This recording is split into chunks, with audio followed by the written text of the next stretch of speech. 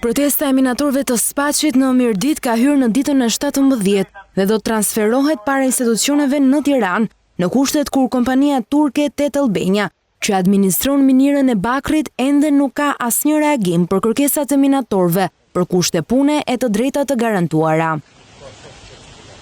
Ditën e njëjtë, minatorët kanë paralajmëruar se do të protestojnë përpara parlamentit dhe para Ministrisë së Ekonomisë e Inovacionit, si Ministria Përgjegjëse për marrëdhëniet e punës, si akte për ndërgjegjësimin e institucioneve me kërkesat e tyre.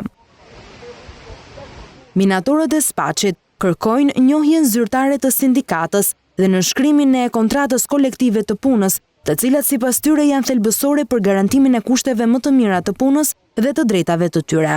Por kompania turke Tet Albania, e cila administron minierën, nuk ka dhënë ende asnjë sinjal për dialog me përfaqësuesit e punonjësve dhe Konfederatës së Sindikatave të Shqipërisë.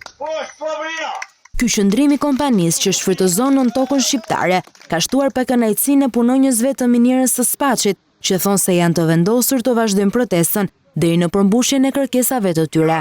Nuk ka një mision vetëm për pagat dhe sigurinë e shtetit punë. Prej gati 3 javësh tashmë minatorët mblidhen çdo ditë në hyrjen kryesore të kompanisë, ndërsa kanë denoncuar koncesionari turk jo vetëm që nuk ka shprehur gatishmëri për bisedime, por ka shkuar më tej duke shkarkuar minator në formë presioni. Përfaqësues të punëtorëve të nën tokës kërkojnë ndërhyrjen e institucioneve shtetërore për të garantuar të drejtat e tyre sindikale dhe kushtet minimale të sigurisë në punë.